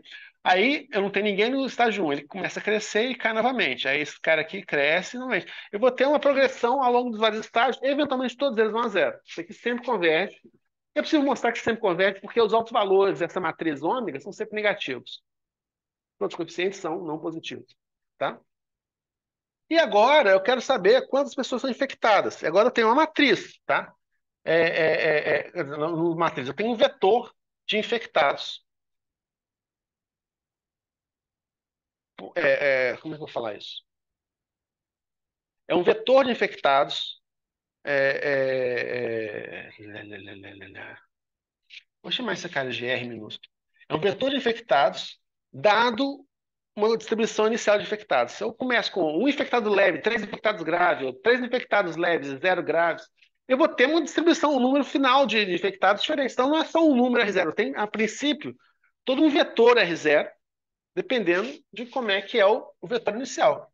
O que vai ser isso? Vai ser o vetor K, ou a matriz K, atuando sobre a integral da matriz I' de T, dt, de zero ao infinito. Tá? Como é que eu integro esse cara aqui? A gente pode supor a solução numérica e verificar que ela resolve o problema. Porque isso aqui, formalmente, tem uma cara que é algo do tipo assim: menos ômega a menos 1 vezes E elevado a menos ômega t. Tá? Isso faz sentido? Se eu tiro a derivada dessa função em t, isso corresponde a multiplicar essa operação por menos ômega. Então, menos ômega vezes menos 1 vai dar a identidade. Eu tenho a exponencial novamente. Se vocês quiserem pensar em termos da série de Taylor, vocês podem fazer isso também. Se quiser pensar em termos dos autovalores, pensa como é que essa integral funciona para cada um dos vetores da base. Aí meus ômegas se tornam os lambdas, e aí eu posso inverter os lambdas. Então, assim, nessa decomposição aqui, eu posso resolver essa equação para cada um dos autovetores separadamente, verifico que essa operação vale para cada um dos autovetores, e aí eu componho eles novamente, eu vou ter uma matriz diagonal. O quê? Não, porque o I0 agora não é um número, é um vetor. Entendeu? Essa é a coisa legal, olha só. Não, esse R, o R0, a gente vai ver o que é o R0 daqui a pouquinho. Isso aqui é um vetor. Sabe? Essa é a sutileza, porque isso aqui é uma matriz atuando sobre um vetor. Tá? Então, isso aqui é o vetor I0. Tá? Isso aqui é um vetor. Tá? Isso daqui vezes o K. Ah, peraí. De zero até infinito, atuando sobre o vetor I0. E isso aqui vezes a matriz K. Então, assim, só para deixar bem claro, tá? Isso aqui é uma matriz, isso aqui é uma matriz, isso aqui é uma matriz. Isso aqui é um vetor. O resultado aqui é um vetor também. Mas agora vamos pensar o seguinte: numericamente, isso aqui vai para zero no infinito, para t igual a infinito. Em termos de matriz, a mesma coisa acontece, porque os meus coeficientes matriciais, todos os lambdas são negativos. Então, você é elevado a lambda t. Tudo isso vai para zero. Então, essa matriz aqui, no infinito, é a matriz zero. E no zero, o que é essa matriz? No zero, essa matriz é, é, é uma matriz de identidade. Né? Por quê? Porque quando t é igual a zero, eu vou ter elevado a zero. Tá? Então, isso aqui vai ser a matriz de identidade. E isso aqui vai ser igual. Como esse aqui é zero, é menos, vou ter menos com menos. Vou ter a matriz K atuando sobre o inverso da matriz ômega. Aqui, ao contrário do caso escalar, eu não posso colocar K sobre ômega, porque não existe matriz 1 sobre alguma coisa, mas eu posso definir a inversa da matriz ômega. Desde que esse inverso exista, a conta faz sentido. Vezes e zero. Tá? Isso aqui não é muito tão útil quanto a gente gostaria, mas a gente pode definir duas condições. A primeira delas é o seguinte: o que essa matriz K faz? A matriz K, ela existe só na primeira linha. Quer dizer, ela qualquer, pega um vetor arbitrário e leva em um vetor que tem um vetor, quer dizer, pega um vetor coluna arbitrário e leva num vetor que tem o primeiro elemento não zero e todos os outros elementos zero. Então, esse vetor R aqui, tá? Devido a esse K aqui, ele é um vetor que tem a cara R0, 0, 0, 0, 0. Tá? É um R0 que é uma função do vetor inicial e zero. Tá? Então, se eu pego o primeiro componente desse vetor aqui, eu tenho um número, que é o R0. Mas eu posso fazer mais do que isso. Estou falando de uma infecção, uma pessoa que está infeccionada no primeiro estágio. Então, se eu defino que eu quero um I0 vetor, que é igual a 1, 0, 0, 0, quer dizer, uma pessoa infectada no primeiro estágio. Tá? Agora, esse vetor aqui, ele se resume a só um número relevante. Eu posso definir meu R0 como sendo 1, 0, não, desculpa, 1, R é 0, né? 0, R, 0. Eu gosto de escrever assim, parece valor expectativo de vácuo. Né? O que é isso aqui? Eu pego essa matriz e pego o primeiro elemento, primeira linha, primeira coluna. É tudo que eu preciso. Tá? Eu pego, não, desculpa. Pego essa matriz, atuo sobre vetores zero. Eu vou ter um vetor, eu pego o primeiro componente. Ou, posto de outra maneira. Aliás, não, vou falar uma bobagem. Se eu tenho uma matriz que atua sobre um vetor 1, 0, 0, 0, isso aqui vai me dar a primeira linha. Né? Linha. Uma bobagem aqui.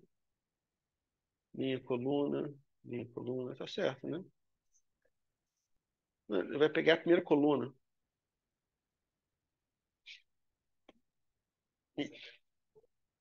Ele não, tá certo, é exatamente o que eu quero. Ele vai pegar a primeira coluna. Tá? Isso aqui vai pegar essa coluna daqui. Se eu pego uma matriz e faço atuar sobre um vetor linha, ele vai pegar a primeira linha. Tá? Tudo bem? Porém, a gente já viu que esse vetor R aqui, ele só tem um elemento, não zero, que é o primeiro deles. Então eu posso só filtrar esse elemento fazendo o quê? Multiplicando por 1, 0, 0, 0, 0. Então, se eu pego essa matriz toda aqui, K vezes ômega menos 1, e pego a primeira linha e a primeira coluna, que é isso aqui, eu tenho meu R0. Tá? Se eu quiser saber o que acontece se eu tiver pessoas no estágio, segundo estágio de infecção é 0, R e 1, mas tipicamente não é algo que me interessa muito. Tá? E é possível fazer essa conta, dá um trabalho do cão, mas é possível fazer, quer dizer, eu tenho que inverter essa matriz ômega e multiplicar por K. E no final das contas, o que você obtém é o seguinte, que R0 é igual a K0. Vou copiar isso aqui porque linha de ferro, né? Fiz essa conta outro dia.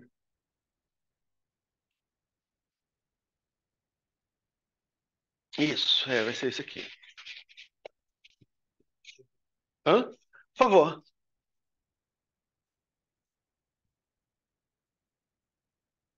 1 sobre ômega 0,1 mais ômega 0R vezes K1, K0, mais ômega.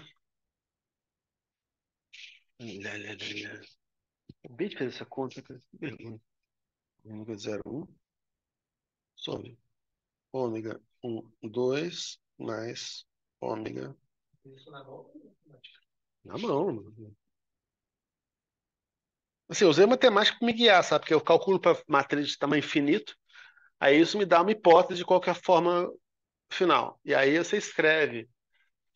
E essas matrizes aqui, você pode escrever como três componentes, né? Você tem a matriz K, que é a matriz K, que tem só os elementos K aqui, mais uma matriz diagonal, que são esses elementos aqui, mas uma matriz fora da diagonal, que são esses elementos ômega 0,1, ômega 1,2, ômega 1,3, né? Então você escreve isso em relação de Dirac, aí você postula uma inversa, e aí você vê que quando você combina tudo isso, dá identidade. Então você resolve o seu problema.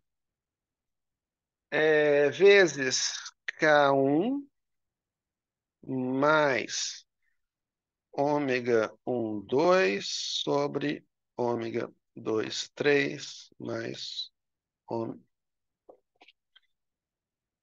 ômega 2R vezes K2 mais fecha o parêntese, fecha o caralhado das parênteses, 1, 2. Isso aqui é seu R0. Bonitinho, né? Olha que legal. Se, imagina que todos os Ks, é um K ao quadrado, todos os Ks além desse fossem zero, e todos os ômegas além do 1, 2 fossem zero. Quer dizer, todos esses termos aqui são zero. Esses termos aqui são zero. Eu tenho K sobre ômega, em uma dimensão. O exemplo que eu pedi para vocês calcularem como exercício é só isso aqui, ó. Esses dois termos. Se ajudar, o caso do S é I, o ômega zero, não, o K zero é sempre zero, quer dizer, os expostos não são infecciosos, E o ômega 0R é zero também, que você nunca sai diretamente do caso exposto para o caso curado sem passar por um estágio infeccioso. O caso mais modelo mais versão mais simples que você pode fazer naquele modelo. Aí você inverte aquela matriz e chega nisso aqui. Faça o exercício, é bonitinho. Tá? Isso aqui é original, isso aqui não está publicado em nenhum, isso foi eu que fiz. É, Então, assim, no final das contas, não importa quão complicado seja esse modelo, você pode resolver o problema dessa maneira. Você pode definir quantos estágios de doença você quiser definir. Sabe? A cada semana, a cada dia, a cada ano. Tá? No final das contas, o R0 é uma combinação de todos esses fatores. E vocês vão ver que tem essa natureza de produtos aqui, tá? Então, a não ser que o número, se o R0 não estiver explodindo demais, quer dizer, se for uma infecção completamente controlável, os termos subsequentes vão ser tipicamente menores do que os termos anteriores. Então, a infecção vai ser dominada pelos primeiros casos, pessoas infeccionadas pelos primeiros estágios. É... Outras coisas você pode deduzir daqui, mas a gente tem que abrir a conta um pouco. Você tira foto disso aqui? Já, né? Aqui eu não vou pedir para tirar foto, não, porque pelo amor de Deus, né? Isso aqui. Né? Mas isso aqui é muito legal, cara.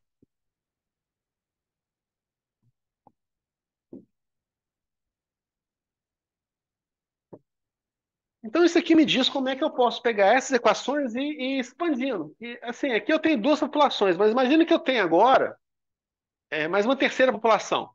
Então, agora, essa terceira população, que eu vou chamar de 2 e 2, ela pode infectar os saudáveis, os suscetíveis, e transformar eles em. É, eu quero aqui. E 2. E transformar eles no primeiro estágio da doença. Agora eu vou ter não só a transição entre o 0 e 1 e o recuperado, mas agora eu tenho também a transição entre o estágio 1 e o estágio 2. E eu vou ter aqui, e dois pontos, é igual. Esse termo aqui trocado, ômega 1, 2 e 1, menos os recuperados, né? 2R e 2. E se eu tivesse outra cor aqui, vou colocar em azul. Eu posso colocar, por exemplo, um I3, mais K3 e 3 aqui, aí aqui menos nada. Aqui eu vou ter menos aqueles que são a transição entre 2 e 3. 2, 3 e 2 e 1 e 3 pontos, que é igual a menos aquele termo, então ômega 2, 3 e 2, menos ômega 3R e 3. Eu posso continuar isso quanto eu quiser, tá? Mas o que a gente nota é que a cada nova população que eu adiciono um termo na primeira linha de K, quer dizer, de pessoas suscetíveis que são transformadas no primeiro estágio da doença, pessoas no estágio N. Eu adiciono na penúltima linha agora um termo que é a transição entre esses caras e o seguinte, um termo na diagonal. Por quê? Como é que eu sei que é na diagonal? Porque esse termo aqui é o I dois pontos e esse aqui é proporcional a I2. Né? Então, um termo na diagonal para fazer a transição com a nova população. E para a população nova, eu tenho agora dois termos na diagonal que correspondem a quantas pessoas eles ganham, menos quantas pessoas eles perdem no próximo estágio. Tá? E eu posso continuar isso ad infinito, onde gera aquela matriz bem comportada que eu defini antes. Eu deixo de escrever ela aqui, porque.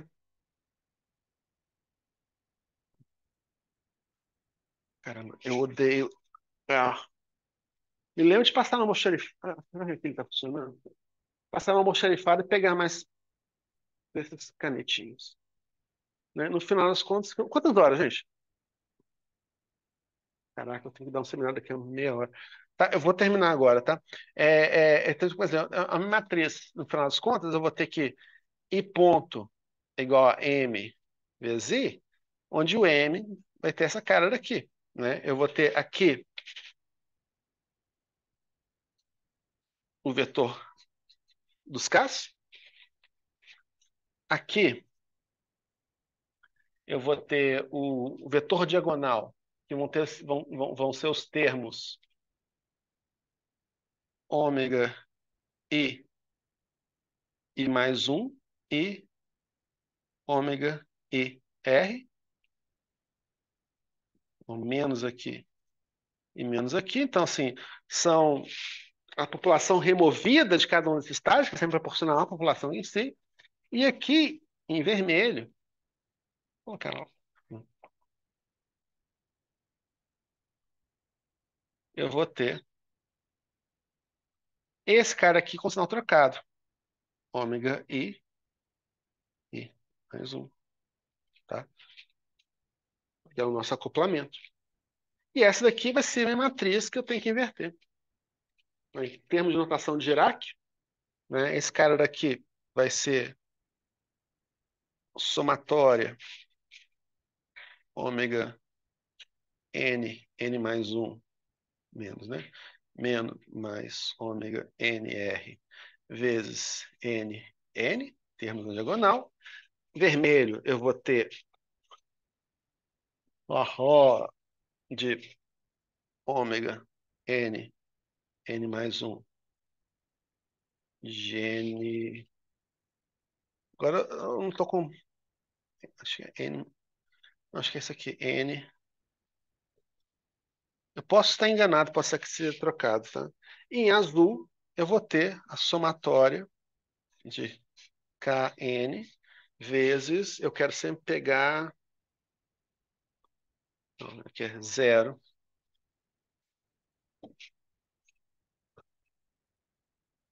escreve não.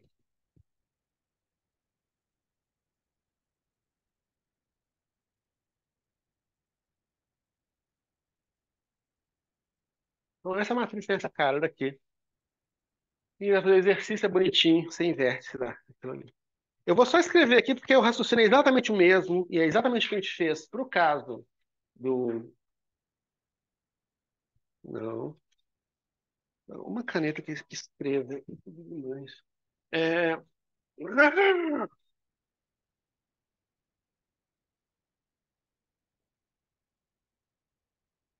Tá? É possível calcular, igual eu calculei o R0, eu consigo calcular o N0, tá?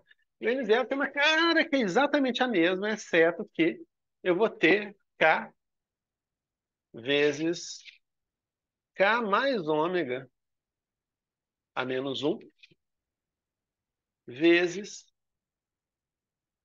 I0, né? Na verdade, eu vou chamar o N minúsculo, tá?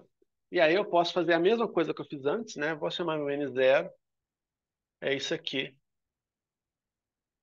0 vezes K, K mais ômega a menos um, 0.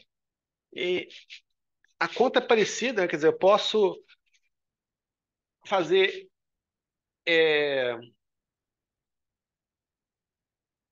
Supondo quer dizer, que é K sobre ômega, né? Então, supondo que eu consiga colocar meu ômega em evidência aqui, eu vou ter K vezes ômega menos um mais a identidade, tudo isso vezes ômega, invertendo, isso aqui vai ser igual a zero vezes zero vezes um mais zero menos um. Mesma coisa que a gente tinha antes. Matriz, mesmo tudo. Só tem uma coisinha errada aqui, porque aqui não é R0, que o R0 é um número, é a matriz R. Mas é a mesma coisa. Complica um pouco a sua vida, tá? Porque eu não preciso passar isso como número. Mas, no final das contas, a ideia é a mesma. É menos. Peraí. É menos. É identidade. Porque aqui é K menos ômega, do jeito que eu defini. K menos ômega, K menos ômega. Pode tirar uma foto disso aqui agora? E é isso.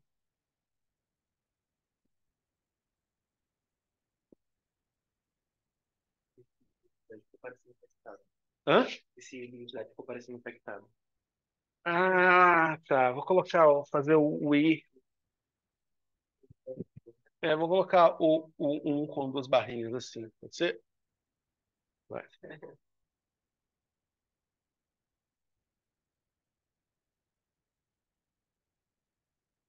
Daqui você já tirou, né? É isso. De alguma pergunta? Eu não quero falar mais porque acho que já fritei neurônios demais hoje, mas eu quero, assim, que essa aula seja ilustração. Que na aula passada a gente ilustrou o poder da dinâmica não linear.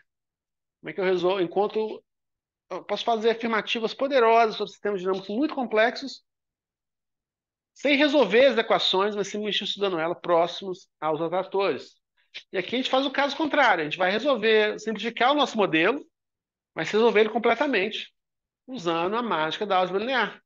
E como é que, se você toma cuidado, mas sabe o que você está fazendo, você pode expressar formalmente soluções de equações diferenciais matriciais, como você faz com equações diferenciais escalares. E se você só toma cuidado com o que é matriz, o que é vetor, o que é escalar na sua vida, você chega em resultados extremamente poderosos. Tá? É, é isso. Um projeto que é para sexta. Uhum. Você vai enviar o PDF para o Porra, eu me lembro de fazer isso hoje à noite, tá? Quando eu chegar em casa, eu faço isso. Desculpa. Putz, eu tenho que mandar. Hã? Elas já subiram, tem que só mandar o link para vocês. para esse projeto, Uhum. pelo que eu entendi, assim, a gente tem que usar